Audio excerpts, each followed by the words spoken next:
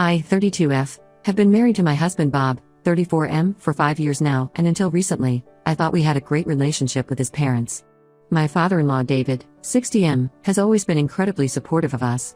He helped us with the down payment on our house, babysits our 3-year-old daughter Emma whenever we need help, and has generally been the perfect grandfather and father-in-law.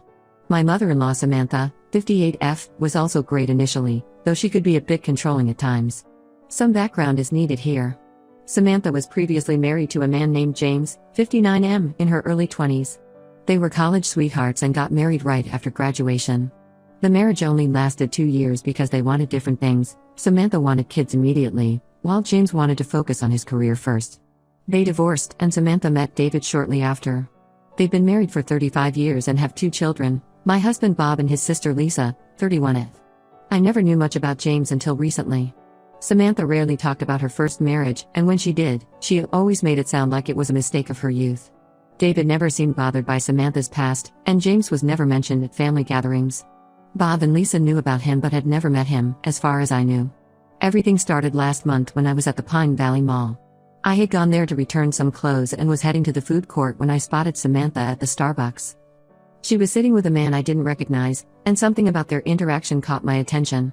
They weren't just having a casual conversation. Samantha was laughing at everything he said, touching his arm frequently, and had that flirtatious body language that was impossible to miss.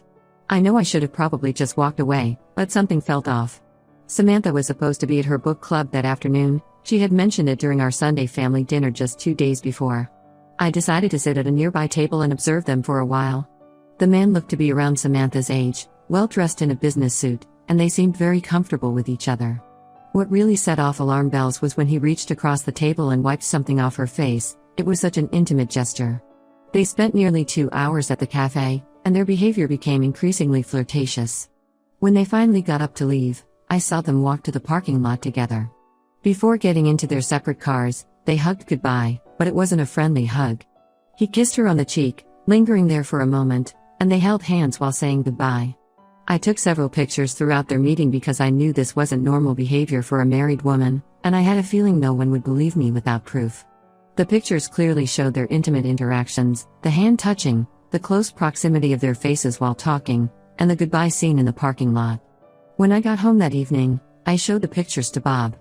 He was quiet for a long time before telling me that the man in the pictures was James, his mom's first husband.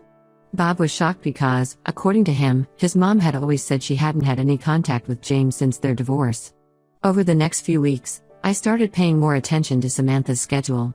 She suddenly had a lot of book club meetings, shopping trips with old friends, and volunteer work at times that seemed odd. I kept track of her excuses and realized she was meeting with James at least twice a week. Sometimes at the mall, sometimes at different restaurants, and once at a park near our house. Bob and I debated about what to do with this information. He was torn between loyalty to his mom and his sense of right and wrong. We both knew David deserved to know the truth, but we also knew this revelation would destroy the family. Bob suggested we confront Samantha first and give her a chance to explain, but I disagreed. If she was willing to lie to her husband of 35 years, she would definitely lie to us. After 3 weeks of watching this continue, I made the decision to tell David. I invited him over when I knew Samantha was at another one of her meetings with James. I showed him the pictures and explained everything I had observed. I also showed him the dates and times I had documented of Samantha's meetings with James. David's reaction was heartbreaking. He just sat there, staring at the pictures, his hands shaking. He kept saying "I don't understand" over and over. This man had given Samantha everything she ever wanted: a beautiful home, wonderful children, financial security, and unwavering love and support. And this was how she repaid him. That evening, David confronted Samantha. She initially tried to deny everything, but when David showed her the pictures, she changed her story. She admitted to meeting James but claimed they were just friends catching up. She said they had run into each other at a grocery store 6 months ago and had been meeting occasionally to talk about old times. But if they were just friends, why did she lie about where she was going? Why did she hide these meetings from everyone? And why did she act so intimately with him in public? The pictures clearly showed behavior that went beyond friendship. Samantha was furious with me for exposing her. She called me horrible names, said I was a jealous, spiteful person who was trying to destroy her family. She claimed I had misinterpreted everything and was making something innocent look bad. Lisa immediately took her mom's side, saying I had no right to spy on Samantha or interfere in her personal life. Now the whole family is divided. David has moved out of their house and is staying with his brother. Samantha is playing the victim, telling everyone that I'm trying to destroy her marriage out of spite. Lisa won't speak to me or Bob, and Samantha's siblings have been sending us angry messages about how we've ruined their family. Bob supports my decision to tell David, but I can see how much this is hurting him. Ida for exposing Samantha's secret meetings? Should I have just minded my own business? Edit. Some people are asking why I think Samantha and James were having an affair when they were just meeting and hugging. There's more to it than just that. In the pictures I took, you can clearly see them holding hands under the table, and James was kissing her neck at one point. Also, Samantha had been lying to David about where she was going when she met James. If it was just innocent friendship, why lie? Update 1. It's been 3 weeks since my last post, and everything has gotten much worse than I could have imagined. I'm still processing everything that's happened, and it feels like our family is falling apart more each day. After the initial confrontation, Samantha moved in with Lisa, claiming she needed space to figure things out. David stayed at their house, and Bob and I tried our best to support him. David was struggling badly, he wasn't eating properly, wasn't sleeping well, and spent most of his time just sitting in their bedroom looking at old photo albums. It was heartbreaking to see this proud, strong man reduced to such a state. Samantha kept trying to control the narrative. She told everyone that I had misinterpreted innocent meetings between old friends and turned them into something scandalous. She even went to our church and told people there that I was trying to destroy her marriage because I was jealous of her close relationship with Bob. Some people actually believed her, and we started getting cold shoulders from people we'd known for years. Bob was trying to stay neutral at first, supporting his dad while still hoping his mom would come to her senses. He visited Samantha at Lisa's house a few times, trying to understand her side of the story. But each time he came back more frustrated because Samantha would just cry and play victim instead of explaining her actions. Then last week, everything exploded. It happened because of a simple mistake. Lisa accidentally sent a message to our family group chat instead of sending it privately to Samantha. The message read, "Mom, I found a perfect apartment for you and James. It's in the River Heights area, close to his office. His divorce will be final next month, so the timing works perfectly. You can start moving your things gradually before David notices anything missing." The message also had pictures of a luxury apartment attached. Before Lisa could delete it, everyone in the family had seen it. Bob immediately called Lisa, but she denied him access to Samantha. That's when all the truth started coming out. Samantha finally admitted to everything. Apparently, she ran into James at a college reunion 6 months ago. According to her, seeing him brought back all her old feelings. They started meeting secretly, and soon realized they were still in love. James confessed that he had regretted letting her go all those years ago, and now that his kids were grown up, he was ready to be with her. The most shocking part was that Samantha had been planning to leave David for months. She and James had it all mapped out. He would divorce his current wife, who had no idea about any of this. They would both sell their houses, and then buy a place together. Samantha had already started moving some of her jewelry and important documents to Lisa's house. When Bob asked Lisa how long she had known about this, she broke down and admitted she'd been helping her mom plan this since the beginning. She had been covering for Samantha's meetings with James, helping her look for apartments, and even helping her set up a secret bank account to transfer money into. Bob was devastated by Lisa's betrayal. They had always been close despite their different personalities. He couldn't understand how his sister could help destroy their family like this. When he asked her why, Lisa said she just wanted their mom to be happy, and she believed Samantha and James were meant to be together. David's reaction to all this was heartbreaking. We were with him when he read Lisa's message, and he just crumbled. He kept asking what he had done wrong, why wasn't he enough, whether Samantha had ever really loved him or if he had just been a replacement for James all these years. He started going through old photos and videos, questioning every happy moment they had shared. The next day, Samantha officially filed for divorce. She didn't even have the decency to tell David personally. He found out when the papers were served to him at work. She's now openly dating James, posting pictures of them together on social media, acting like she's finally found her happiness. Lisa has completely cut off contact with Bob and me.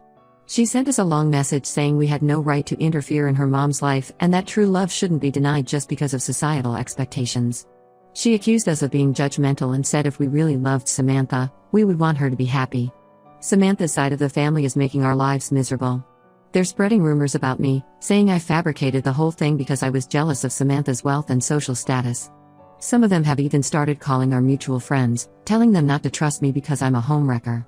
Bob is trying to stay strong, but I can see how much this is hurting him.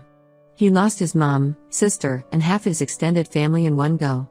He keeps saying he supports my decision to expose the truth, but sometimes I catch him looking at old family photos with tears in his eyes. The only small positive in all this is that David's family has been incredibly supportive. His brother helped him find a good divorce lawyer, and his sister has been coming over every day to make sure he eats properly. They've all made it clear that they still consider Bob and me part of their family, regardless of what happens with Samantha. I still don't regret telling David the truth, but seeing all this pain and destruction makes me understand why people sometimes choose to keep secrets. The weight of knowing you caused this much hurt, even if it was the right thing to do, is heavy to bear. Update 2: 2 months have passed since my initial post, and what we've discovered has shocked us even more than the original affair. Last week, Mary, 62F, Samantha's former college roommate and longtime family friend, reached out to Bob with information that has completely changed everything we thought we knew about Samantha and James's relationship. Mary had been carrying this burden for years but finally decided to come forward after seeing how everything was unfolding. According to her, Samantha and James's relationship never really ended after their divorce. They had been meeting secretly throughout Samantha's entire marriage to David, approximately every 5 to 7 years. The pattern was always the same: they would run into each other at some event or through mutual friends, start meeting secretly, have a brief affair lasting a few months, and then go back to their respective lives. This cycle had been repeating for over 3 decades. Several of Samantha's old friends knew about these encounters but kept quiet to maintain family peace and because they believed Samantha would eventually stop. Mary provided evidence, old photos, letters, and even emails from various years showing Samantha and James together. She had kept everything because she felt guilty about her role in helping them hide their meetings. The evidence showed meetings in 1992, 1998, 2005, 2012, and now 2024. Each time, Samantha would tell David she was going on girls' trips or visiting college friends, while actually meeting James. But the most devastating revelation came when Mary told us about Lisa's paternity. During one of their affairs in 1993, Samantha got pregnant with Lisa. She knew there was a possibility that James was the father, but she never told David. She let him believe Lisa was his daughter and went on raising her as if nothing had happened. This explained so much about Lisa's behavior. We discovered that Samantha had told Lisa the truth about James being her biological father when Lisa was 18. This revelation suddenly made sense of why Lisa had always been so protective of her mother and so willing to help her leave David. She wasn't just helping her mom find happiness, she was helping her biological father too. Bob was devastated by this news and immediately got a DNA test done. The results confirmed that he is definitely David's son, but this knowledge brought him little comfort. The fact that his mother had lied about something so huge for so many years made him question everything about his childhood. When confronted with this information, Samantha's reaction was shocking. Instead of showing remorse or trying to explain, she became defensive. She said she had always loved James more than David, but stayed with David because he was stable, dependable, and good with children. She claimed she did what was best for everyone by keeping the truth hidden. David's reaction to finding out about Lisa's paternity was heartbreaking. This man had spent 31 years loving and raising a daughter who wasn't biologically his, never suspecting anything. He had paid for her education, walked her down the aisle at her wedding, and was a devoted grandfather to her children. Finding out it was all based on a lie has crushed him completely. The revelation has also led David to question everything about his marriage. He's now having his lawyer conduct a forensic audit of all their finances, suspicious that Samantha might have been giving money to James over the years. They've already found some unexplained withdrawals from their joint accounts that coincide with the years Mary mentioned. Lisa's reaction to her paternity becoming public knowledge has been mixed. She's angry at Mary for revealing the secret, but she can't deny anything because she's known the truth for years. She's still supporting Samantha, claiming that biology doesn't matter and that what's important is that David got to be her father for 31 years. Bob hasn't spoken to Lisa since finding out she knew about her paternity and kept it secret. He says he understands why she sided with Samantha now, but he can't forgive her for watching David love her and care for her all these years while knowing he wasn't her real father. The most surreal part is that Samantha seems to feel no guilt about any of this. When Bob asked her how she could lie to everyone for so many years, she said she was just following her heart and that sometimes love requires difficult choices. She's still living with Lisa and openly dating James, acting as if this was all just an inevitable conclusion to her love story. David is now considering legal action against both Samantha and James for the years of deception.